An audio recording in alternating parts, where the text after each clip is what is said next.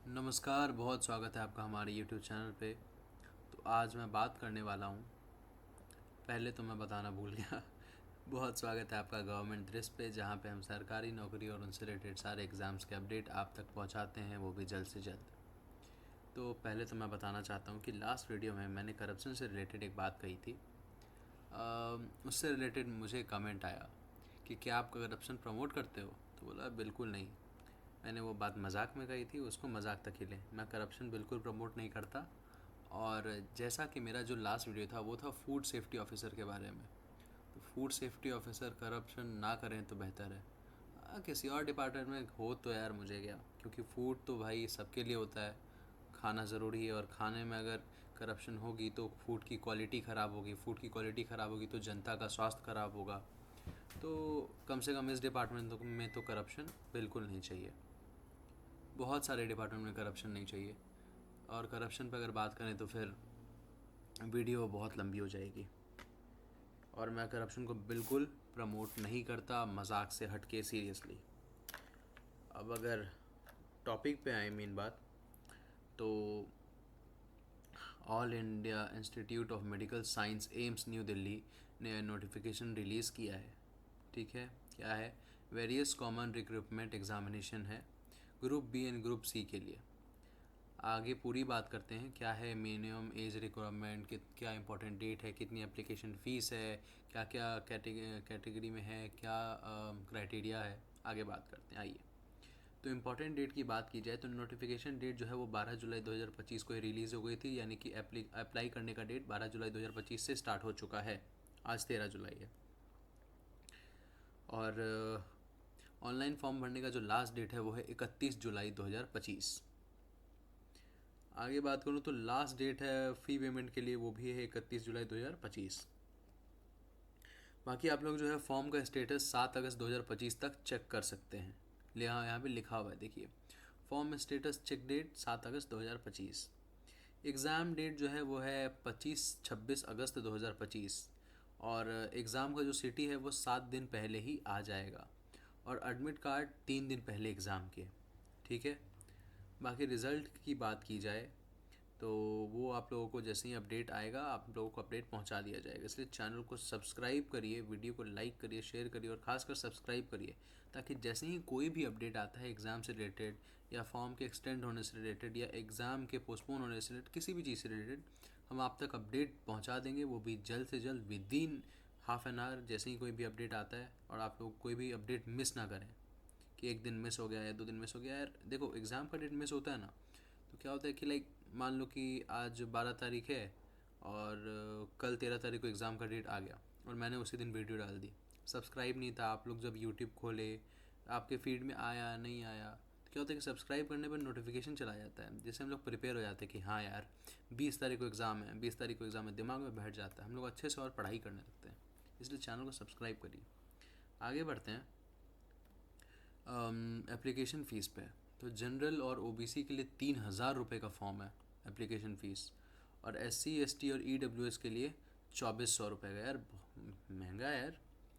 खैर आगे बात करें तो पेमेंट आप लोग debit card, credit card, internet banking, IMPS और कैश कार्ड, मोबाइल वॉलेट से कर सकते हैं।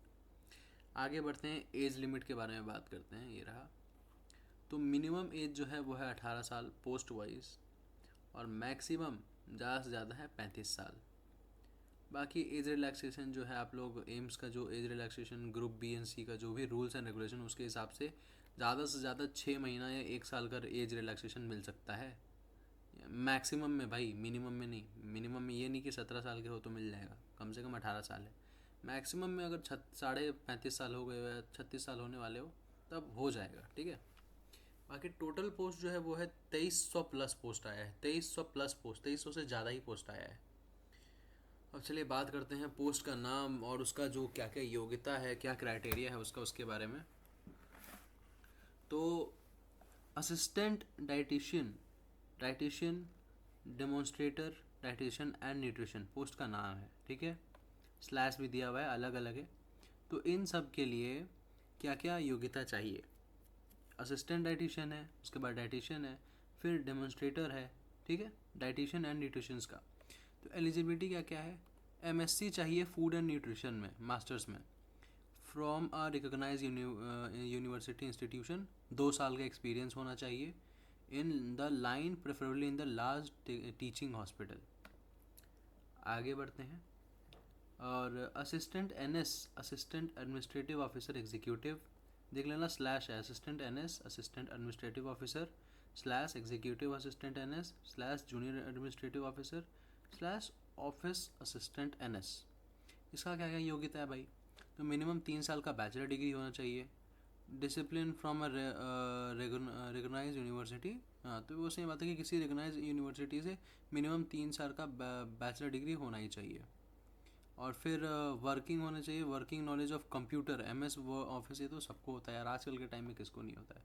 जिसको नहीं होता है तो सीख लो कि इस पोस्ट के लिए आप लोगों को थोड़ा सा वर्किंग नॉलेज ऑफ कि कैसे काम करता है एमएस ऑफिस, पावर पॉइंट वगैरह वो सब होना चाहिए। आगे बात करते हैं।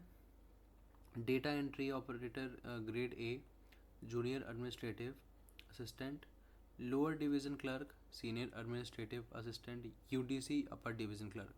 उनके लिए 12th स्टैंडर्ड पास होना चाहिए या equivalent, should possess speed of not less than 8000 की डिप्रेशन पर आवर और डेटा एंट्री वर्क। तो इसमें ना मेनली डेटा एंट्री वर्क का जो आप लोगों का काम रहेगा उसमें 1 घंटे में कम से कम 8000 से ज़्यादा वर्ड आप लोगों को टाइप करने आना चाहिए। ठीक है, अब इसमें एक ट्रिक बता देता हूँ।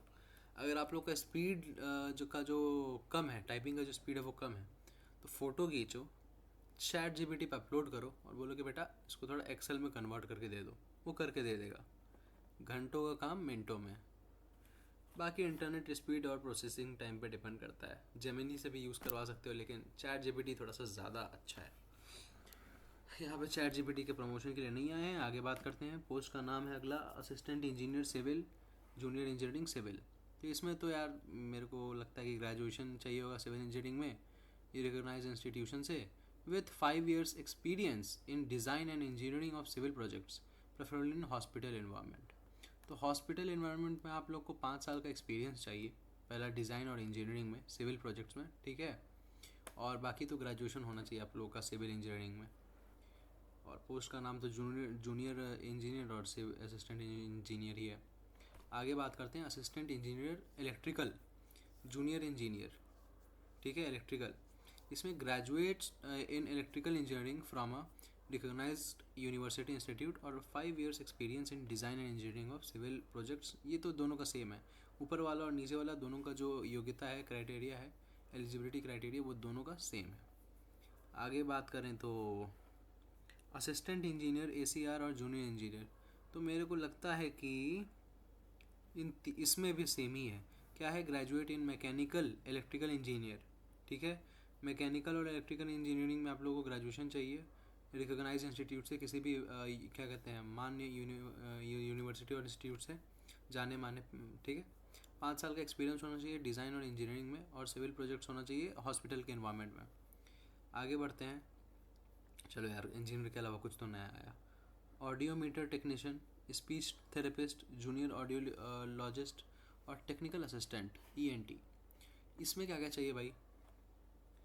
4 years degree in audiology including 1 year internship, 4 साल का डिग्री होना चाहिए 1 साल के इंटर्नशिप के साथ। अगर ये नहीं है तो और या तो 2 years diploma in audiology with 2 years practical experience as audiometer technician in a hospital और ऑर्गेनाइजेशन ऑफ सेंट्रल और the state government of autonomous और स्टेटरी बॉडी और पब्लिक सेक्टर अंडरटेकिंग और यूनिवर्सिटी। यार इतना लंबा थोड़ा लिखने की क्या ज़रूरत है, साफ साफ बोल दो ना कि 2 साल डिप्लोमा चाहिए ऑडियोलॉजी में और 2 साल का प्रैक्टिकल एक्सपीरियंस चाहिए audiometer technician as audiometer technician के में आप लोगों को 2 साल का प्रैक्टिकल एक्सपीरियंस चाहिए किसी भी हॉस्पिटल में, या तो ऑर्गेनाइजेशन ऑफ सेंट्रल में या स्टेट गवर्नमेंट में या ऑटोनॉमस स्टेशनरी बॉडी में, ठीक है, किसी रिकॉग्नाइज इंस्टीट्यूट में।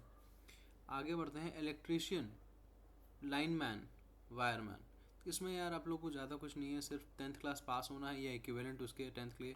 आईटीआई डिप्लोमा सर्टिफिकेट होना चाहिए जो आईटीआई का रहता है, और electrical supervisory certificate of competency and practical experience of 5 years in erection and running maintenance of different types of HT and LT electrical installation including UG cable systems. तो इसमें साफ साफ बता दूं कि 10th क्लास आप लोगों को पास होना चाहिए, उससे मिलता जुलता सर्टिफिकेट होना चाहिए। ITI में आप लोगों को डिप्लोमा सर्टिफिकेट होना चाहिए इलेक्ट्रिशियन ट्रेड में, ठीक है। बाकी आप लोगों के पास इलेक्ट्रिकल सुपरवाइजरी सर्टिफिकेट होना चाहिए कॉम्पिटेंसी का, एंड कम से कम आप लोगों के पास एक्सपीरियंस होना चाहिए 5 साल का प्रैक्टिकल में, ठीक है। और बाकी आप लोगों को डिफरेंट टाइप ऑफ जो HT होता है, LT इलेक्ट्रिकल होता है, उन सब का इंस्टॉलेशन करने आना चाहिए, ठीक है। साथ ही साथ UG केबल्स सिस्टम का भी। आगे बात करते हैं मैनीफोल्ड टेक्नीशियन, गैस स्टीवर्ड। तो इसमें है आप लोगों का manifold room attendance, gas mechanic, pump mechanic. तो इसमें बात करूं तो हाँ, तो इसमें बात करूं तो 10+2 में साइंस चाहिए 12th क्लास में 5 साल के एक्सपीरियंस के साथ। किसमें? तो मेडिकल गैस पाइपलाइन सिस्टम में आप लोग को 5 साल का एक्सपीरियंस चाहिए इन 200 बेडेड गवर्नमेंट हॉस्पिटल, ठीक है। और अगर ये नहीं है तो trade certificate of ITI diploma in mechanical engineering चाहिए with 3 years experience in medical gas pipeline system in 200 bedded hospital. आगे बात करते हैं ड्राफ्ट्समैन ग्रेड 3 का। तो मैट्रिकुलेशन और equivalent form recognised board university से चाहिए, ठीक है। चलिए अब एग्ज़ाम का पैटर्न का बात कर लें तो टोटल ड्यूरेशन 1.5 घंटा का होगा, जिसमें नंबर ऑफ क्वेश्चन 100 होगा। Subject GK aptitude computer related. Marking scheme चाहिए 4 मार्क्स और करेक्ट आंसर, और 1 मार्क्स नेगेटिव के लिए, गलत के लिए। टोटल 100 क्वेश्चन होगा और मार्क्स होगा 400। मीडियम ऑफ एग्जामिनेशन जो लैंग्वेज होगा वो होगा इंग्लिश एंड हिंदी। ऐसे ही सारी जानकारी के लिए, अपडेट्स के लिए हमारे चैनल को सब्सक्राइब करिए, वीडियो को लाइक करिए, शेयर करिए। मिलता हूँ नेक्स्ट वीडियो में अगले अपडेट के साथ। जय हिंद, जय भारत, वंदे मातरम।